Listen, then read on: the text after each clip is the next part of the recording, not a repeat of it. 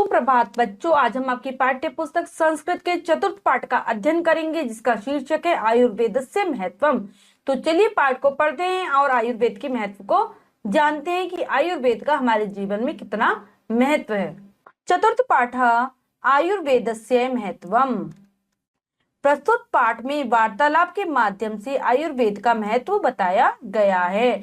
तो जो बच्चों ये पाठ है आपका आयुर्वेदस्य महत्वम, इसमें एक शिष्य और गुरु के बीच एक वार्तालाप है, जिसके माध्यम से आयुर्वेद के महत्व के विषय में बताया गया है कि आयुर्वेद हमारे जीवन के लिए कितना उपयोगी है। तो चलिए हम उनके वार्तालाप को सुनते हैं और जानते हैं आयुर्वेद के महत्व के बारे में।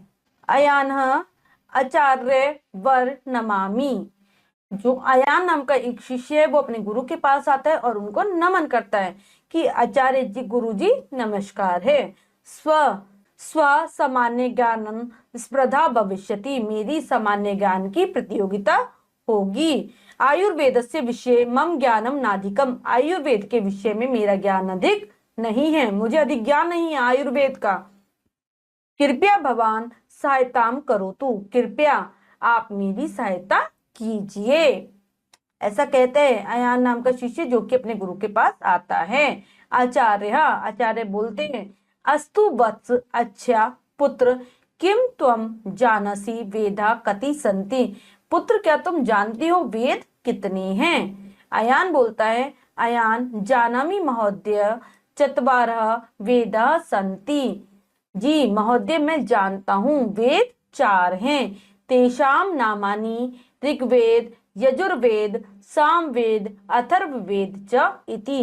और इनके नाम हैं ऋग्वेद यजुर्वेद सामवेद और अथर्ववेद, ऐसा बताता है अयान अपने गुरु को। आचार्य शोभनम एवमेव चत्वारा उपवेदा संति यथा आयुर्वेद धनुर्वेद गांधर्ववेद अर्थशास्त्र च।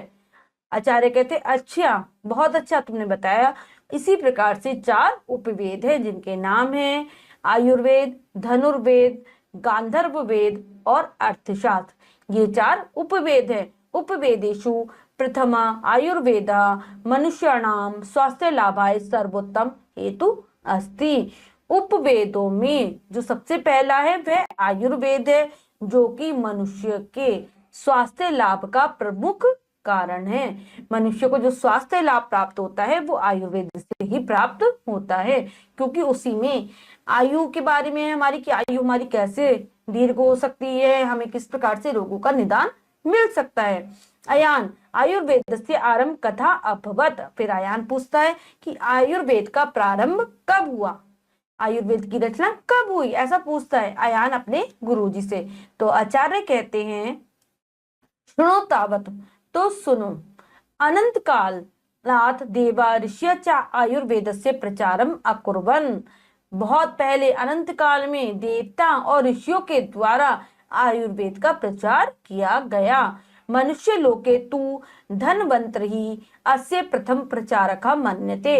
मनुष्य लोक में धन्वंतरि इसके प्रथम प्रचारक, पहले प्रचारक माने जाते हैं कि मनुष्य लोक में जिसने आयुर्वेद का प्रचार किया वो थे धन्वंतरि।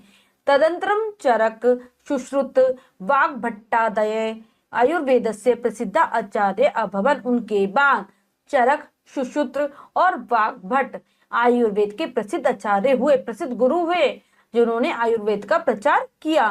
तेषाम कथनम च आयुर्वेदस्य नियमानां पालनेन मानव सुखेन शतवर्षाणि यावत् स्वस्थम जीवनम यापयति।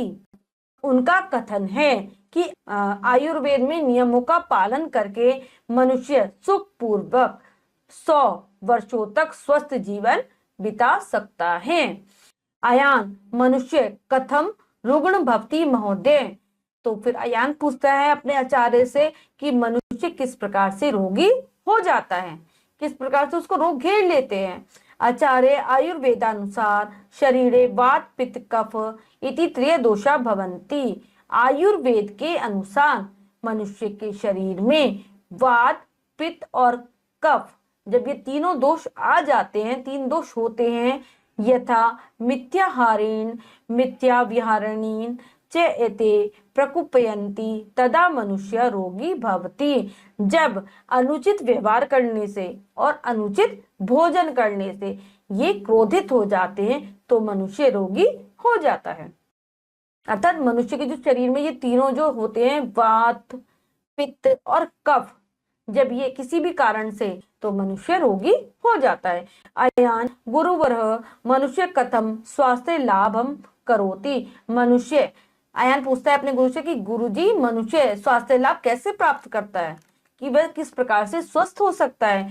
तो गुरु बताते हैं आचार्य आयुर्वेदस्य रोगस्य निदानमस्ति। आयुर्वेद में रोग का निदान है। आयुर्वेद में रोग का निदान है मतलब रोग को खत्म करने का कारण भी बताया गया है कि रोग किस प्रकार से खत्म किया जा सकता है। समुचित पथ्य पालनेन मनुष्य सर्वथा स्वस्थ भवति।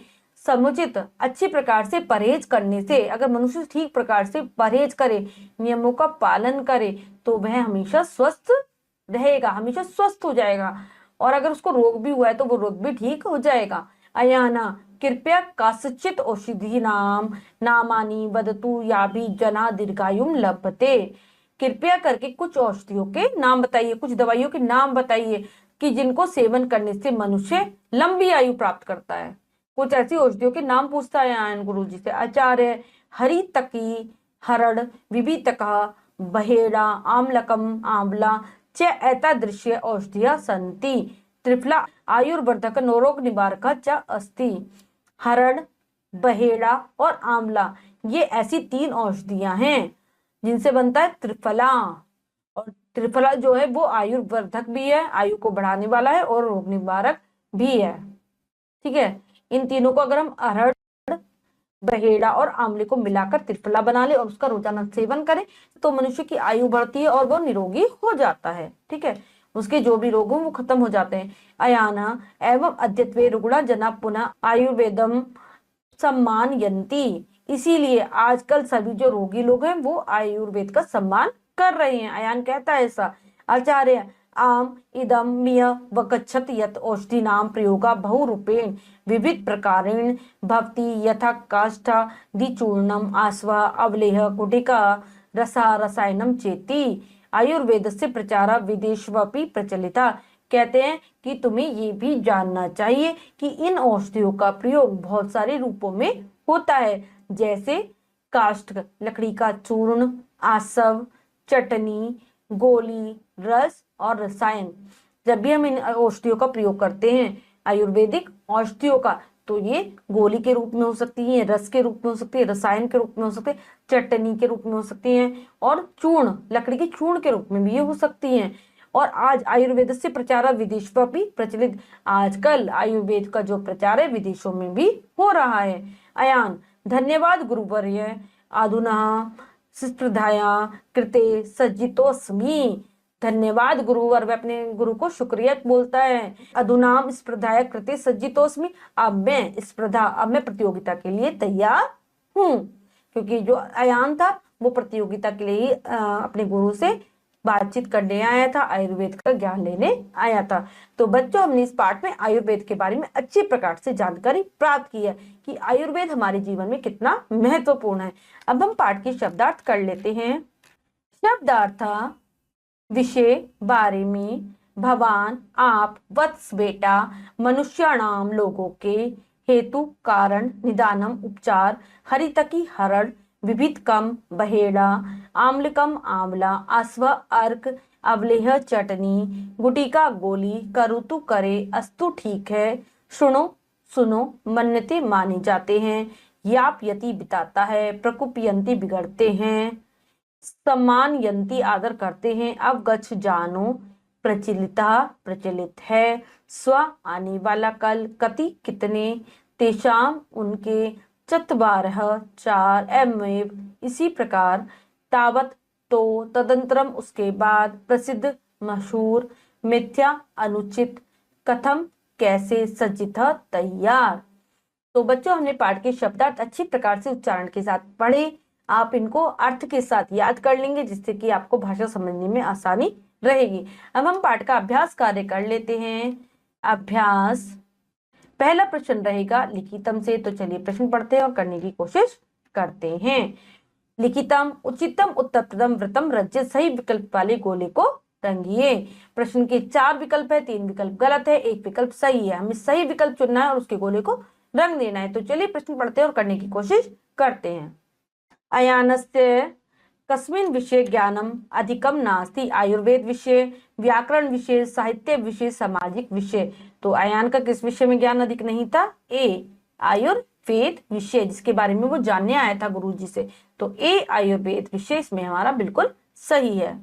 नेक्स्ट करते हैं, मनुष्याणाम स्वास्थ्य लाभाय सर्वोत्तम अस्ति? ऋग्वेद, आयुर्वेद, धनुर्वेद, सामवेद। तो मनुष्य के स्वास्थ्य लाभ के लिए सबसे महत्वपूर्ण है आयुर्वेद। बी आयुर्वेद विकल्प इसमें हमारा बिल्कुल सही है। नेक्स्ट करते हैं, आयुर्वेदानुसार कति दोषा भवन्ति? एकः, द्वे, त्रयः, चत्वारः। तो आयुर्वेद के अनुसार 3 दोष होते हैं। सी त्रय, कौन से? वात, कफ और पित्त। तो त्रय, सी त्रय हमारा इसमें विकल्प एकदम सही है। नेक्स्ट करेंगे, कति वेदा सन्ति? एका, द्वे, त्रय, चत्वार। तो हमारे कितने वेद है? 4 वेद है। तो इसमें हमारा डी चत्वारः ये हमारा विकल्प एकदम सही है। डी विकल्प हमारा एकदम सही है। आयुर्वेदे निदानमस्ति धनस्य, योगस्य, रोगस्य, दुःखस्य। आयुर्वेद में निदान है रोगों का। तो सी रोगस्य, सी हमारा रोगस्य विकल्प एकदम सही है। नेक्स्ट करते हैं, रिक्त स्थानानि पूरे, रिक्त स्थान भरिए। रिक्त स्थान रोगस्य निदानम अस्ति। तो हम करेंगे, इसमें लिखेंगे हम किसमें है? किसमें है रोग का निदान? आयुर्वेद, आयुर्वेद में है रोगों का निदान। दूसरा पढ़ेंगे, समुचित रिक्त स्थान मनुष्य सर्वथा स्वस्थ भवति। तो आ जाएगा समुचित पथ्य पालन,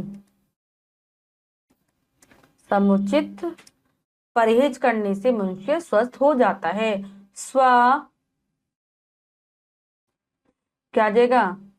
सामान्य ज्ञान